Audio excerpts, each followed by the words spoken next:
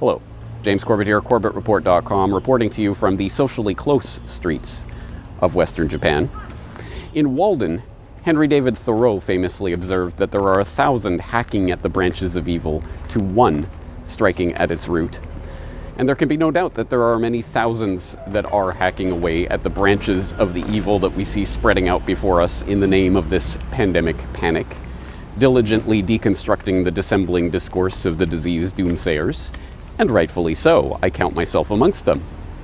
However, if all we are doing is smacking down the lies that are being spread about this pandemic as soon as they arise, then we run the risk of missing that root of the evil altogether. So allow me, if you will, to take one hefty swipe at that root with my battle axe of truth by clearly stating and rejecting the new governing principle for society that we are being asked to accept on the basis of this pandemic pandemonium. Now, this new governing principle for society, of course, is implicit. I mean, we're going to sign onto it by our silent consent, not our explicit consent, but nonetheless, it rests on a hypothetical chain of infection that can take place in the event of a spreading infectious agent. Now, keep in mind, this has nothing to do with a novel coronavirus, SARS-CoV-2. This is about a general principle.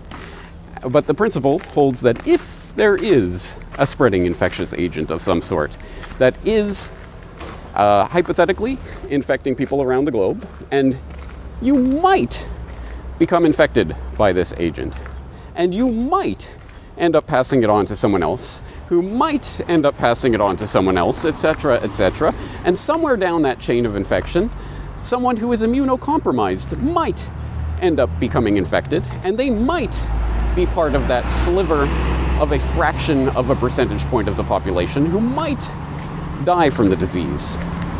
And if that were to take place, well, of course, every single link in that chain of infection should be classified as a murderer. And in order to prevent such a mass murder from taking place, governments around the world are not just empowered, but actually obligated to implement a sort of de facto medical martial law by following the pronouncements of the duly unelected health authorities to do whatever they deem necessary to prevent such a hypothetical chain of infection from taking place, up to and including quarantining people within the walls of their own homes, and or entering those walls to forcibly remove people from their own homes. And at the moment, in most parts of the world, due to lockdown, most of the transmission that's actually happening in many countries now is happening in the household, at family level. In some senses, transmission has been taken off the streets and pushed back into family units. Now we need to go and look in families to find those people who may be sick and remove them and isolate them in a safe and dignified manner. We are being asked to accept this abrogation of our most precious freedoms, including our freedom to travel, our freedom of association and assembly, our freedom from arbitrary detention within the walls of our own home, our freedom of privacy in transaction and interaction, and other hard-fought freedoms that were purchased at the price of our forefathers' blood, on the basis of a novel coronavirus that is presenting a novel existential threat to humanity that has never before existed. But that, of course, is a lie, because every single flu season for your entire life, there have been just such hypothetical chains of infection that have taken place. And I have no doubt, let's put it on the table, I have no doubt that there is someone listening to my words right now who has been involved in some chain of infection that has ended up in some immunocompromised person dying. Never before has that person had to think of themselves as a murderer, let alone lock themselves within the confines of their own home to prevent such a murder from ever taking place again. But that is what we are being asked to accept right now. And I want this out on the table, because if we do not clearly articulate this principle that we are being asked to accept, then by our silence we will consent to it. We will tacitly, implicitly consent to what is taking place right now, and I want to clearly state it and clearly reject it. Now, there may be some people in the crowd who disagree with me, so First of all, let me put something else out on the table and make it very clear that, of course, none of what I say is to in any way undermine the basic right that everyone has, everyone always has had, and everyone always will have to take whatever precautionary measures they feel is necessary in order to prevent such a chain of infection from taking place, including isolating yourself in your own home, wearing whatever protective gear you want, socially distancing yourself from anyone you come in contact with, or anything else that you feel is appropriate to prevent such a chain of infection. Of course, you have that right.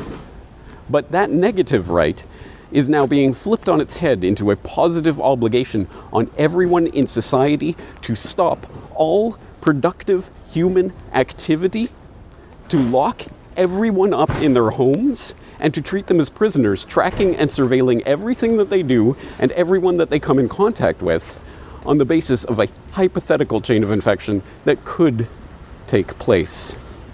And I want that out on the table. If you agree with that principle and you think that is a good thing, then clearly state it. State it to my face. Oh wait, you can't because you are a prisoner within the walls of your own home and you are not allowed into Japan, but you probably think that's a good thing. But at least say it to my digital face. Clearly state that you agree with the abridgment of our most basic freedoms on the basis of this hypothetical chain of infection. And clearly state where your line in the sand is. What do you think would be going too far for the government to do on the back of such a pandemic panic? Biometric ID, tracing and tracking every movement of every citizen at all times for the rest of their lives? Or the ability to march into people's homes to check for potential infections and forcibly vaccinate them if need be? Or any other number of measures that are now coming into view as a result of this panic. Where is your line in the sand? Clearly state it so that when that line is crossed, people will see that you are a hypocrite for cheering it on. Unless there is no line in the sand, and you think that governments are justified in doing anything that any presumed health authority says in the light of a pandemic situation. But at least state it openly and on the record. Don't hide behind vague, fluffy, woolly language. Tell us what you, specifically, not the agents of the state to whom you outsource your violence, but you would do in order to prevent people from living their lives in the event of a pandemic. There's a lot to think about here, and I hope you will do so, and join me in clearly rejecting this principle that we are being asked to accept right now. And if you do so, I think we will be getting a lot closer to striking at the root of this evil. James Corbett, corbettreport.com.